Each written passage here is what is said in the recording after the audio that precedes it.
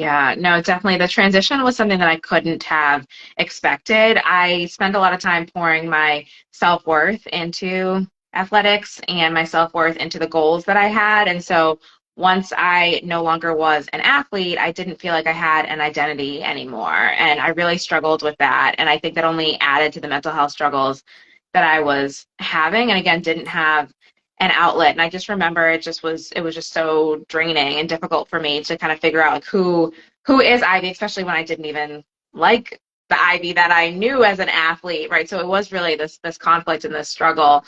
And so, finding therapy was really huge for me. And, I am so grateful that I had a friend who just told me about her struggle. She was also a track athlete and she was really open. And that was a big push for me to start breaking down some of the stigma that I believed and to finally get me that help. And, therapy was huge for me to work through a lot of the anxiety that I'd spent struggling with in silence, even before being an athlete, and just really learning tools for self-care and self-love.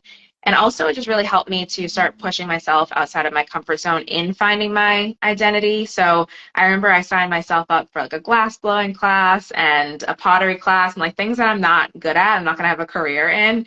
But there are things that just allowed me to challenge myself and to set a goal like I would in athletics. And to be able to set that goal, which at the time I was really struggling with just social anxiety and talking to people and like doing those things on my own and seeing that I could talk to people and that like I was a cool person, right? And so being able to just like challenge myself and like have a goal and accomplish that goal was a really great way for me just to feel like reconnected to myself and to see that I don't have to pour my identity into things and I don't have to do activities just because I'm good at them. I can do activities because they make me feel good or I have fun doing them. And so that was really helpful just to start coming back to the Ivy I had lost, a long time ago.